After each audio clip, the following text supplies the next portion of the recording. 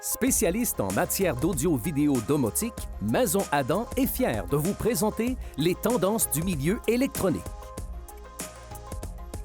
Ici Michel Carrier. Bienvenue à cette autre émission en compagnie de José Adam, le passionné. Un passionné d'image, également un passionné de son, comme vous l'êtes probablement pour regarder vos films ou vos séries télé préférées. Vous voulez en savoir davantage sur les nouvelles barres de son? Les nouveautés 2022 sont disponibles à la Maison Adam. Mes experts sont prêts. On en parle dans un moment.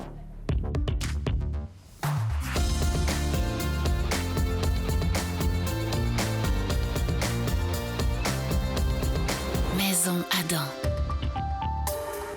J'espère que vous êtes prêts pour une autre bonne émission, mesdames, messieurs, parce qu'eux le sont, en tout cas, mes passionnés. Salut, José. Salut, Michel. Salut, Guillaume. Salut, Michel. Il n'y a pas longtemps, on parlait pour nos téléspectateurs des téléviseurs. On a fait les choix de José pour les meilleurs téléviseurs 2022. C'est bien beau d'avoir une bonne image, mais je pense que vous nous avez préparé quelque chose sur le son cette semaine. La thématique, c'est les barres de son, José. Absolument, Michel. Écoute, on sait que les barres de son ont pris une bonne part de marché dans l'audio. Alors, c'est pour ça qu'on veut prendre le temps d'expliquer aux gens les différents types de barres de son. Il y en a qui sont faits pour juste remplacer le son du téléviseur. D'autres qui vont simuler des ambiances cinéma-maison. Mais dans les plus hautes gammes, on retrouve vraiment des barres de son qui sont complètes avec des haut-parleurs arrière, caissons de basse, et qu'on retrouve vraiment des ambiances comme d'un ensemble cinéma-maison.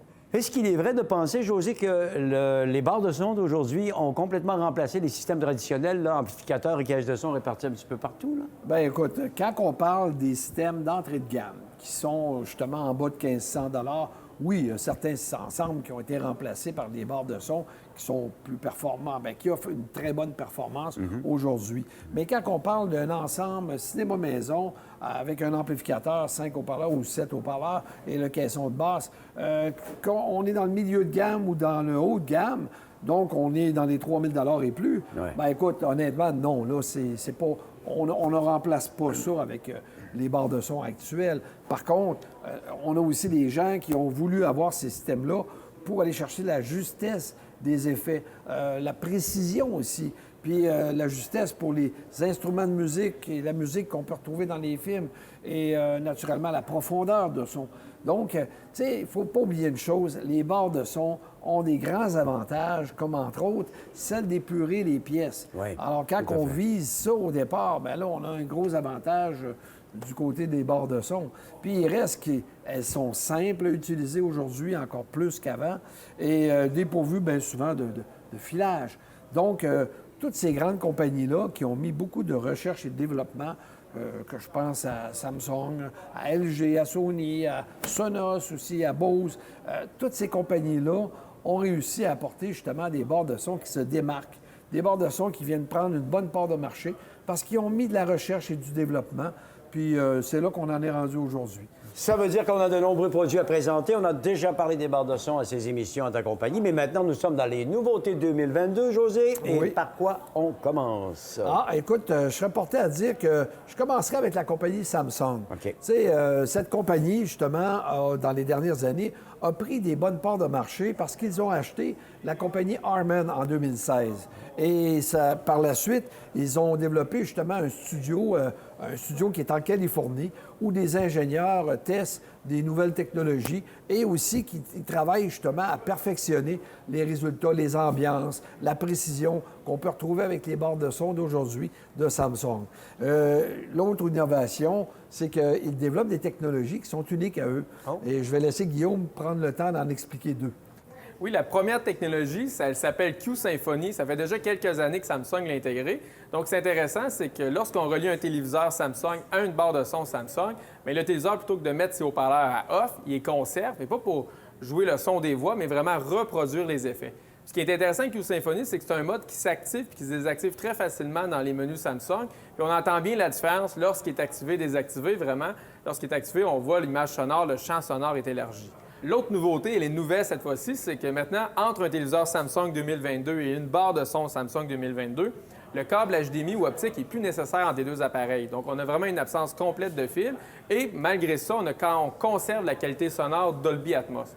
Donc, José parlait, ce que les gens aiment des barres de son, c'est la simplicité. Mais là, Samsung vient de rajouter une couche. On installe son téléviseur au mur, par exemple, puis on dépose sa barre de son sur son meuble. On n'a plus à faire passer le fil dans le mur ou le cacher derrière un cache-fil. Tout se fait sans fil. Ça fait bien, ça, parce que si on a le téléviseur Samsung, on va se jumeler avec la barre de son Samsung. Ouais. C'est plus rassurant pour plusieurs personnes, il n'y a pas de problème. Quelles sont les autres nouveautés du côté de Samsung qui seraient dignes de mention? Vois-tu, Michel, Samsung a un très grand éventail de barres de son. Ils ont même 4 séries et on en a pour tous les goûts et tous les budgets là, dans cette compagnie. Je vais commencer par parler peut-être un petit peu de la série B. La série B qui se trouve être les barres de son les plus abordables chez Samsung. On est entre 200 et 329 $. On a vraiment des barres de son pour les gens qui recherchent juste une barre qui va remplacer le son décevant de leur téléviseur. Et on a vraiment un son qui est honnête, là, ces barres-là. Aussi, dans une émission antérieure, on avait parlé des nouveautés dans les barres de son, justement, qui répondent pour les téléviseurs qu'on appelle de type lifestyle, comme le The-Frame et le Serif, des barres qui étaient soit très, très minimalistes ou encore très design pour se marier avec ces magnifiques téléviseurs-là. Mais j'aimerais aujourd'hui surtout souligner la série Q-Série de Samsung, c'est vraiment la série la plus performante où on a des belles révélations. Et aussi, une chose importante, on va retrouver des technologies qui sont vraiment, type à Samsung. Et je vais laisser Guillaume nous parler de ces premières barres de son-là, dans la gamme autour de 500 à 1 000 $. Oui, les premiers modèles chez Samsung, c'est des barres de son qui se détaillent, Michel, entre 500 et 1 000 $. Il s'agit des barres de son Q600 et Q700. Donc, dans les deux cas, c'est des barres de son 3.1.2 canaux, c'est-à-dire qu'il y a un caisson de basse externe. Puis le point 2 canaux, c'est qu'il y a des haut-parleurs Atmos qui sont positionnés au-dessus des barres de son. Donc, en termes d'ambiance, des barres de son qui, oui, améliorent le son des téléviseurs, mais qui sont quand même capables de reproduire une simulation de cinéma maison.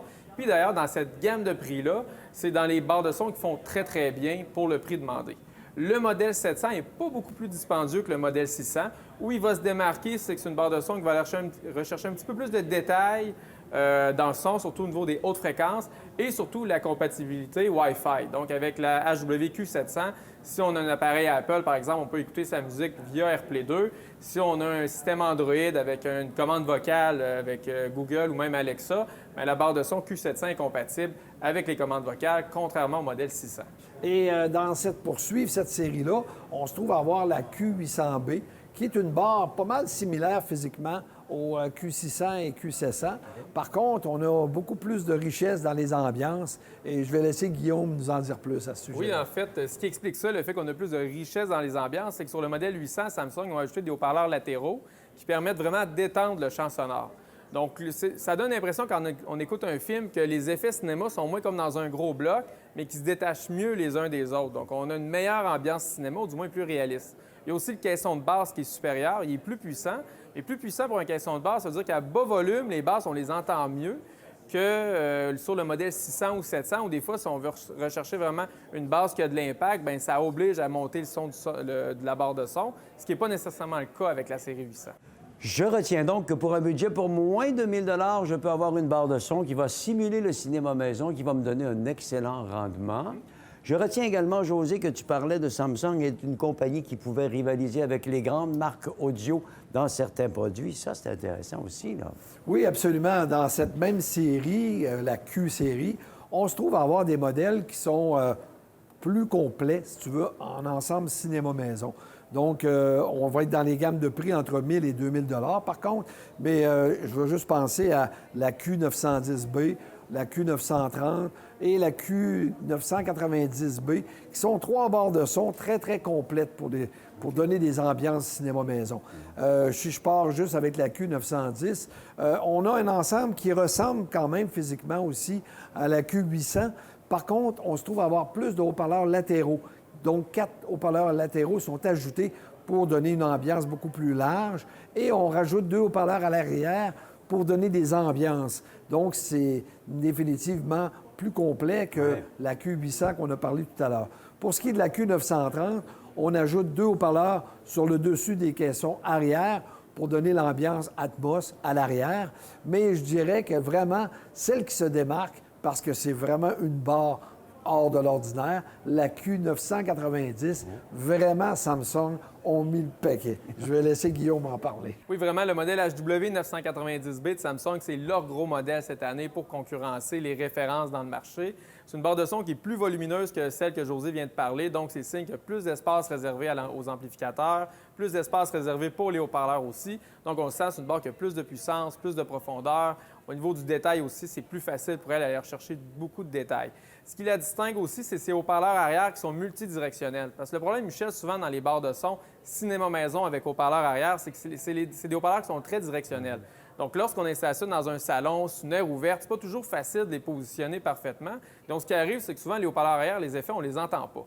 Fait qu'arriver comme ça avec un haut-parleur multidirectionnel, des haut-parleurs à l'avant, sur le côté, des haut-parleurs Atmos, bien, on se retrouve avec avoir des petites enceintes qui donnent beaucoup d'effets. Donc, même si on n'est pas dans une pièce dédiée cinéma, mais dans son salon, bien, ça permet d'avoir une bonne ambiance au niveau des effets arrière, contrairement à d'autres barres de son qui, eux, vont vraiment avoir un son qui est plus dirigé pour leur enceinte arrière. C'est assez exceptionnel ce qu'on a donc comme produit du côté de chez Samsung pour cette première portion de l'émission. Vous êtes en feu, messieurs, vous avez beaucoup de choses à nous raconter. Ce n'est pas terminé, mesdames et messieurs. On revient dans quelques instants, tout de suite après la pause, avec d'autres bons produits de barres de son. C'est la thématique de l'émission de cette semaine. Maison Adam.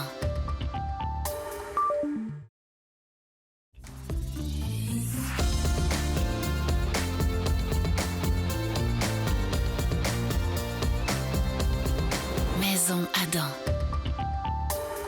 Nous sommes de retour à notre émission en compagnie de José Guillaume. On parle de barres de son aujourd'hui. Première partie intéressante avec Samsung. Et si on parle de qualité de son, pour se jumeler au téléviseur, bien sûr, j'imagine que chez LG et Sony, on a aussi de belles nouveautés dont on va parler. Absolument, Michel. Et d'ailleurs, chez LG, on a une approche pas mal similaire à celle de Samsung. OK. Et on va parler justement de 5 barres de son qu'on a sélectionnées pour l'émission et qui se démarquent parce qu'ils sont performantes. Oui. Alors, je vais laisser Guillaume commencer par en présenter 2 dans la catégorie des barres de son qu'on peut dire d'entrée de gamme. Oui, bien, des barres de son abordables. Vois-tu, les deux premiers modèles, Michel, c'est le modèle S65 et S75 de LG. C'est des barres de son qui se détaillent entre 500 et 800 $. Dans les deux cas, c'est des barres de son 3.1 canaux. Ça veut dire qu'il y a 3 haut-parleurs à l'intérieur de la barre de son et il y a un caisson de basse externe. Donc, le modèle S65, c'est vraiment pour ceux qui veulent améliorer le son de leur téléviseur, mais qui veulent quand même retrouver un peu plus d'ambiance qu'une barre de son sans caisson de basse externe va donner, mais tout en demeurant dans une gamme de prix similaire. Le modèle S75, Michel, se démarque de 2 manières du modèle S65. Il y a d'abord la qualité de finition. La S75, au niveau de l'apparence, ça rapproche davantage des modèles plus haut de gamme que LG va offrir. Et aussi, il y a la compatibilité avec la norme Dolby Atmos. Je dis compatibilité parce que la S75 va simuler les effets sonores Dolby Atmos. Elle ne les reproduira pas réellement parce que, contrairement aux autres modèles, elle n'a pas réellement elle a pas de haut-parleurs sur le dessus. Tout le son va être produit par les haut-parleurs qui sont sur le devant de l'enceinte. Donc, on retient S65, S75 qui vont améliorer le son du téléviseur, si je comprends bien, simuler également le cinéma maison. Mais si je veux aller dans l'expérience cinéma maison chez LG, est-ce qu'on a quelque chose à m'offrir? J'imagine que oui. Oui, absolument, Michel. Surtout quand on veut une véritable expérience cinéma maison, on va se tourner vers des barres de son qui vont être autour de 1 000 à 1 600 $. Là, on parle des barres S80 et S90. C'est 2 barres qui offrent vraiment des expériences Dolby Atmos qui sortent de l'ordinaire parce que, en plus d'avoir 2 haut-parleurs sur le dessus, chez LG, on a ajouté un 3e haut-parleur juste au-dessus du haut-parleur central de la barre de son. Alors ça, c'est assez exceptionnel. Puis ça vient recréer, si tu veux, encore plus de puissance dans les dialogues, encore plus de présence dans les dialogues. Puis on sait que quand il y a beaucoup d'effets, beaucoup d'ambiance dans un film, on perd, si tu veux, la précision des dialogues. Donc, c'est vraiment un atout qu'on a offert avec, justement avec LG, avec cette nouvelle technologie-là. On va laisser justement Guillaume nous parler de ces 2 magnifiques barres de son là, qui sont très performantes. Oui, merci José. Bien, d'abord, on a le modèle S80, Michel, qui est la première barre de son chez LG à utiliser les 3 canaux Dolby Atmos sur le dessus, comme José vient d'en parler. Donc, elle va se démarquer du modèle S75, bien entendu, pour la qualité des effets sonores. Là, on a une barre de son qui va avoir un plus de hauteur dans ses effets. Les effets gauche et droite aussi sont mieux séparés. Mais c'est aussi une barre de son qui va présenter un meilleur équilibre. Donc, le son aussi a plus de profondeur puis est plus agréable à écouter, surtout lorsqu'on est dans des scènes où il y a beaucoup d'action, où il y a beaucoup de volume. L'autre modèle, c'est le modèle S90, qui est plus volumineuse que le modèle S80. LG ont ajouté sur cette barre de son-là 2 haut-parleurs latéraux à chaque extrémité pour étendre le champ sonore. Donc, encore une fois, là, on renforce l'effet cinéma maison. On a encore plus d'effets, une image sonore qui est encore plus large. Puis aussi, c'est un modèle qui apporte beaucoup plus de puissance. Puis, vois-tu, pour terminer, justement, dans la sélection qu'on a faite, je vais parler de la S95, qui est, encore une fois, on peut dire une super barre de son. Comme Samsung, je veux dire, LG a ce genre de barre de son-là, qui est vraiment multicanaux. On parle du 9.1.5, qui permet justement d'avoir beaucoup plus d'ambiance que la normale, ce qu'on va retrouver avec les barres de son, même en Dolby Atmos. Alors, c'est vraiment, tu sais, je te dirais, cette barre-là, elle se démarque parce que les haut-parleurs arrière sont multicanaux, c'est-à-dire qu'on a plusieurs haut-parleurs en avant, sur les côtés. On va vraiment chercher une ambiance qui va être très, très large. Et je te dirais que dans toutes les barres qu'on a testées, c'est vraiment elle figure parmi celles qui se sont démarquées le plus avec des vrais effets Dolby Atmos. Vraiment exceptionnels. Alors, ça dépend de l'expérience sonore qu'on recherche. On aime ça souvent être enveloppé par les effets sonores ou encore chercher des sons plus sobres. Ça dépendra des goûts. Chez Samsung, chez LG, on peut jumeler donc les appareils, les barres de son directement au téléviseur. Ça peut être rassurant, hein, bien entendu. Est-ce qu'il en est de même du côté de Sony, par exemple, José? Oui, et je dirais non. Tu sais, je veux dire, ils ont quand même, chez Sony, c'est un peu différent, mais je vais commencer par te parler un petit peu dans les barres de son abordables. Celle qu'on a remarqué qui se démarque est la HTS 400. Là, on parle d'une barre de son qui est en bas de 400 $. Puis vois-tu, c'est pas une barre de son qui va avoir bien des effets. Tu sais, non, c'est pas sa force. Sa force, c'est vraiment la précision sonore, un caisson de basse qui donne une bonne présence aussi dans les basses. Donc, ça devient intéressant de savoir que c'est une barre pour la musique. Et puis, c'est pas la première fois qu'on remarque que des fois, des barres sont plus, si tu veux, hein, sont beaucoup plus attitrées pour musical que pour cinéma. Justement, c'est pour ça qu'il y a toujours des séries dans chaque compagnie qui sont différentes. Mais ce que je veux remarquer aussi, c'est que quand on va tomber dans les séries plus cinéma, chez Sony, on va avoir des barres qui vont se rapprocher de ce qu'on voit avec les compagnies qui sont spécialisées en audio. C'est-à-dire qu'on donne l'option de pouvoir commencer par acheter sa barre de son, ajouter son caisson de basse et aussi ses haut-parleurs arrière. Donc, on peut bâtir son ensemble graduellement. Je vais laisser notre ami Guillaume commencer à parler de qu'est-ce qu'on offre chez Sony comme option. Oui, merci José. Effectivement, Sony ont une approche similaire à ce que Bose puis Sonos, par exemple, vont offrir. On retrouve d'abord 2 barres de son. Ils ont le modèle HTA 5000 et HTA 7000. Ça, c'est des barres de son qui suffisent à elles seules. C'est-à-dire qu'on peut seulement acheter la barre de son et on va profiter d'une bonne expérience cinéma maison. Le modèle HTA 5000, c'est une barre de son 5.1.2 canaux, donc un caisson de basse intégré avec 2 haut-parleurs Atmos sur le dessus. Et le modèle HTA 7000, c'est le gros modèle Michel. On est en 7.1.2 canaux, donc on a encore plus de puissance, plus de canaux pour produire des bons effets. Si on veut plus de basse, bien là, Sony offre 2 caissons de basse externes. Il y a un modèle de 200 watts RMS et celui qui est à côté de toi, c'est le gros modèle qui va développer jusqu'à 300 watts RMS. Pour ce qui est des haut-parleurs arrière, Sony ont 2 modèles. Ils ont d'abord le modèle SA-R3S, qui est une enceinte sans fil qui va se brancher dans le courant. Dans chacune des enceintes, on retrouve un haut-parleur de médium basse et un tweeter pour les aigus.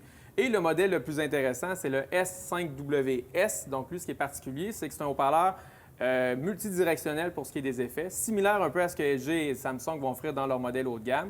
Donc, des haut-parleurs sur le devant, Sony a ajouté un haut-parleur Atmos sur le dessus et 2 récupérateurs passifs sur le côté. Les récupérateurs passifs, ça permet d'augmenter les basses. Et ce qui les démarque aussi, c'est que c'est une des rares enceintes arrière pour barre de son qui est réellement sans fil. C'est-à-dire que chaque haut-parleur possède une batterie lithium-ion qui va offrir 10 heures d'autonomie. Bien. Aussi, Michel, Sony met beaucoup d'efforts pour améliorer leur calibration. D'ailleurs, ils ont développé une technologie assez unique qui s'appelle le 360 Spatial Sound Mapping. Et ça apporte finalement... Ça fait oublier que tes haut-parleurs, à quel endroit ils sont positionnés. Donc, ça permet d'avoir des haut-parleurs moins directionnels pour ce qui est des ambiances. On se sent comme dans une bulle, tu sais, on se sent vraiment entouré de son. C'est vraiment impressionnant comme résultat que ça donne. Excellent. Alors, c'est intéressant de vous entendre parler de tout ça.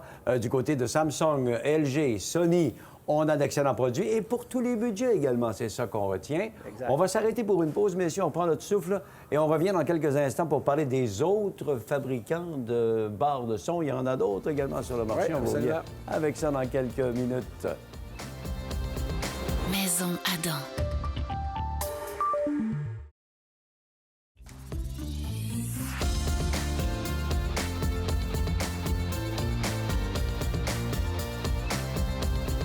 Maison Adam.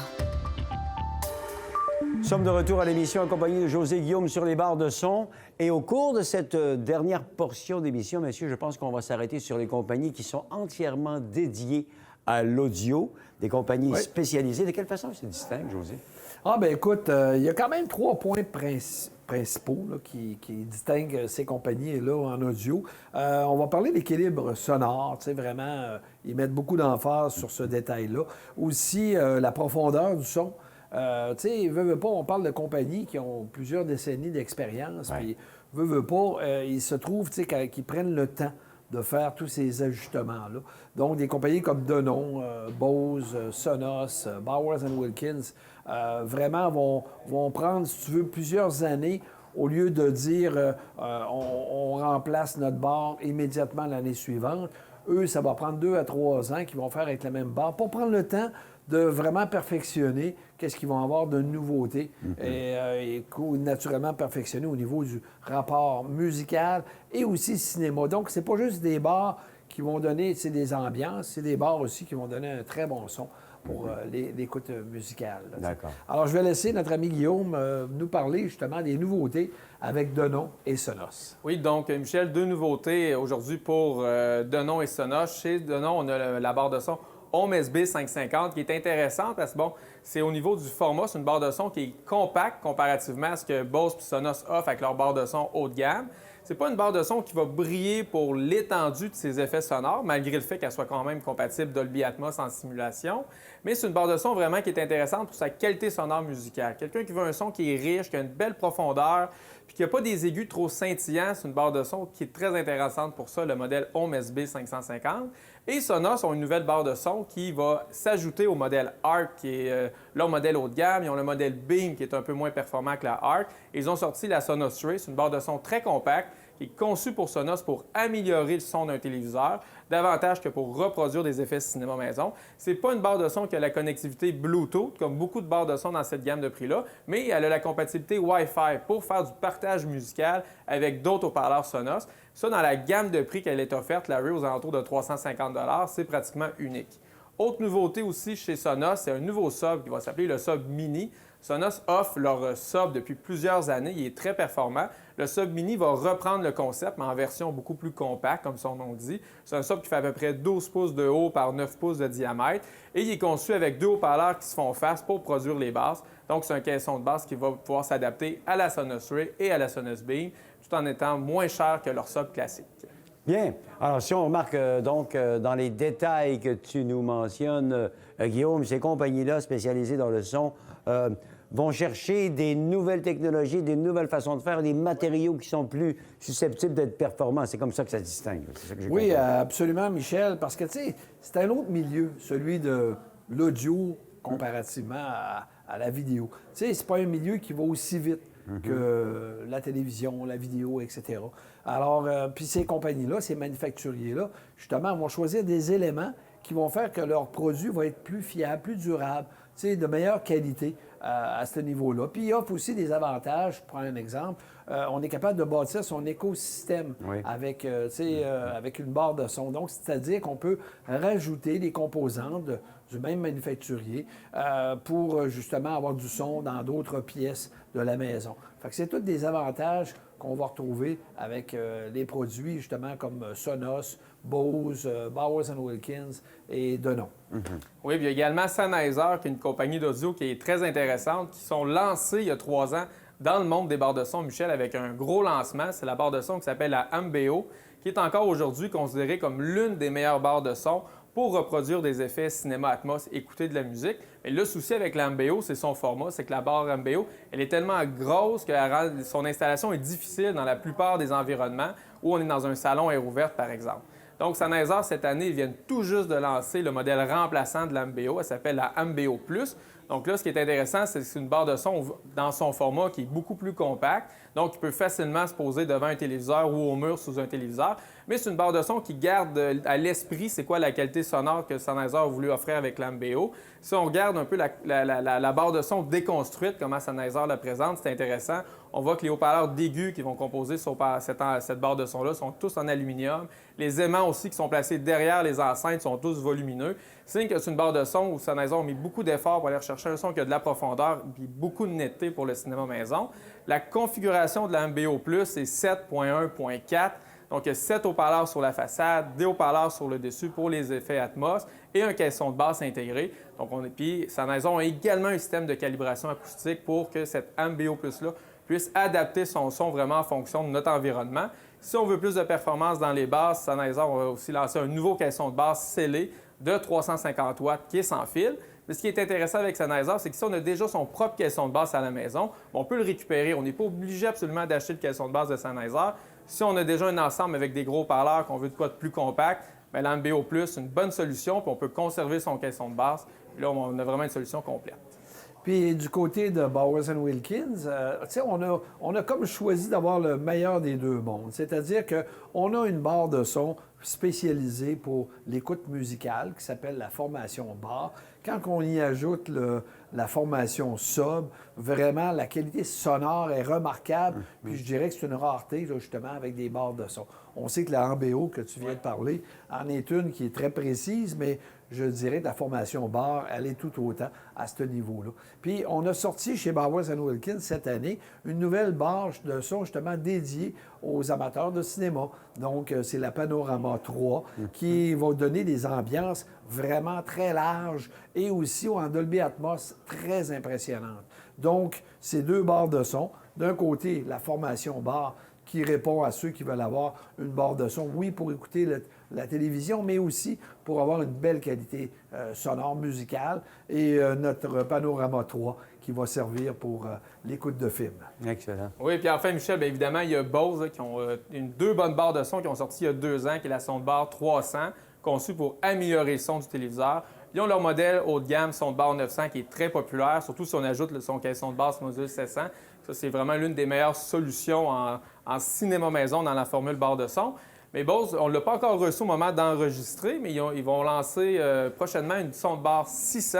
Oui. Donc, c'est un modèle intermédiaire qui va être évidemment plus performante qu'une Soundbar 300 pour les effets sonores, mais probablement moins que la 900, puisque son prix va pratiquement être coupé de moitié. Donc là, Bose, avec ça, va se positionner dans un marché où il n'était pas avant, c'est-à-dire le marché des barres de son milieu de gamme. Eh bien, j'aime bien, comme ça, vous entendre parler de ces grandes compagnies spécialisées audio, là, et tout le travail qui est fait derrière pour nous donner une pureté de son, c'est vraiment spécial. Et quand on parle de barres de son, on a une démonstration aujourd'hui qu'on peut en avoir de tous les prix, pour tous les goûts, pour tous les budgets. Absolument. Avec toutes sortes de rendements. Alors, j'espère que l'émission vous a plu. Vous pouvez aller sur maisonadam.ca, dans la page d'accueil, pour consulter les tests de nos experts, nos oreilles fines qui écoutent ça ici. Et dans une prochaine émission, bientôt d'ailleurs, on va vous présenter les choix de José version barre de son 2022. Absolument. On va vous présenter ça très, très bientôt. Je vous remercie beaucoup, messieurs, de ces bonnes précisions. Encore une fois, une émission très intéressante. Merci, José. C'est un plaisir. Merci, Guillaume. Merci, Michel. Et merci à vous à la maison et à toute l'équipe sur place ici à la Maison Adam. À la prochaine, tout le monde.